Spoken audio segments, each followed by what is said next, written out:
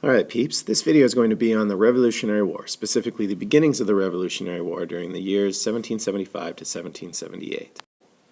So on this slide we have a map of the original 13 colonies. The beginning of the war mostly took place though in the north, the northern part of the colonies. I just circled it. Specifically in the New England colonies, if we're looking at the map on the right, and the middle colonies here of New York, Pennsylvania, New Jersey, Delaware. It's going to be in these two areas that we're going to focus on in this presentation. Let's start our look at the beginnings of the Revolutionary War with looking at the year 1775. Something to note, remember this is 1775, so 1 year before the writing of the Declaration of Independence and the official really beginning of the war. These first battles are going to center in the colony of Massachusetts, around the city of Boston. I'm highlighting it right now. The British are going to kind of go out, start the Battle of Lexington and Concord by looking for some weapons, and they get pushed all the way back from Lexington and Concord all the way back to Boston, where at Bunker Hill there is a battle between the colonists and the British, and the British are ending up being surrounded by the colonists in the city of Boston. Now the battles of 1775 really kind of start the beginning of hostilities between America and Great Britain. So let's take a look at the strengths and weaknesses of the Americans. One of the biggest strengths that they have is that they get to fight at home, and because they're fighting for their home, there's intense patriotism. They really are loyal to their country. They have pretty good leadership with people like Thomas Jefferson, George Washington, and eventually they're going to get help from other countries like France. Some of the weaknesses are, though, soldiers for the for the colonies are underpaid. They're really farmers. They're not soldiers, so they don't have as much trained. And because there's not a whole lot of money, which results in the soldiers not being paid well, they also don't have the best supplies. So they do have some weaknesses as well. Let's look at the British.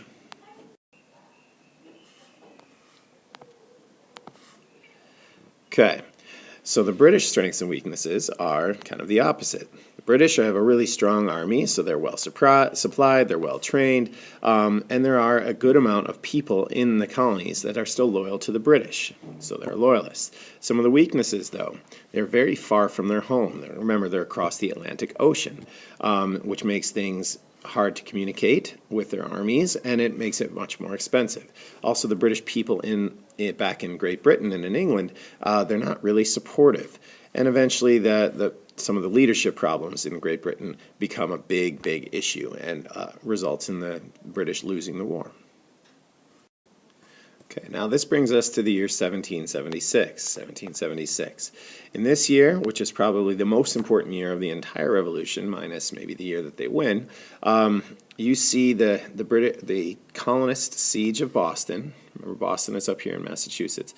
You see the siege kind of become victorious. General George Washington is up there. He's surrounded the British in Boston. He eventually gets some help with guns from Fort Ticonderoga, and the British end up having to leave. They leave, and they go up to Canada, where they get some extra help. They regroup, and then a few months later they come all the way back down to New York City, where they eventually land some troops and start battling George Washington, who brings his soldiers down from Boston. It's at this exact same time that the colonists in Philadelphia, this is where the Continental Congress is meeting, Philadelphia, they sign and declare independence from Great Britain. So all of these events happen in 1776. In New York City, George Washington is going to lose. So the British are going to take over New York City. And this is going to become a very big victory for the British and a very big defeat for the colonists. So by the end of 1776, it's not looking very good for the colonists. They had declared independence, yes, but then they just lost New York City, which is one of the biggest cities in the colonies. George Washington had just lost a bunch of battles, so he's not doing well, and they're about to go into winter where the two armies separate and there's no fighting. So George Washington wants one final victory before the end of the 1776 and the end of fighting in 1776. So what he decides to do is he decides to attack the city of Trenton, New Jersey. And at Trenton is a group of people called Hessian mercenaries. Hessians are people from Germany, and mercenaries are people who will fight for money. They don't fight for a cause, they fight because they get paid to. And so George Washington attacks them on Christmas Day. Oops, I should use blue. He attacks them on 12/25, 1776, and he surprises them. And this is a huge victory for George Washington. He has to cross the frozen Delaware River. That's what the image is here. This is George Washington in the middle here. And he surprises the Hessian mercenaries and captures a whole bunch of them, and this is a very big victory at the end of 1776, which re-inspires the men and gets the Continental Army excited again. Okay, now in 1777, the British kind of come up with a new plan. They've had some good successes against George Washington, even though the Battle of Trenton and another battle that takes place a few days later, they lose those battles. The British are still really confident, so they come up with this new plan. The first part of the plan is to move from New York and take the city of Philadelphia, which after a few battles and a few defeats for George Washington, the British do take the city of Philadelphia, but they don't hold it for very long. That's part of the plan. The other part of the plan is to cut off New England. Now remember, New England is these colonies over here, and this is where all of it began. You see the Battle of Lexington and Concord and the city of Boston in Massachusetts. So the British want to cut off all those troublemakers, and their idea is to go send an army up the Hudson River here through New York, and also send an army down from Canada, where they're going to meet, and they're going to kind of cut New England away from all of the other colonies. The problem for them is the Battle of Saratoga, which is an epic defeat for the British. At the Battle of Saratoga, which it takes place in upper New York, northern New York, they will lose, and they will lose a huge army to a group of colonist soldiers.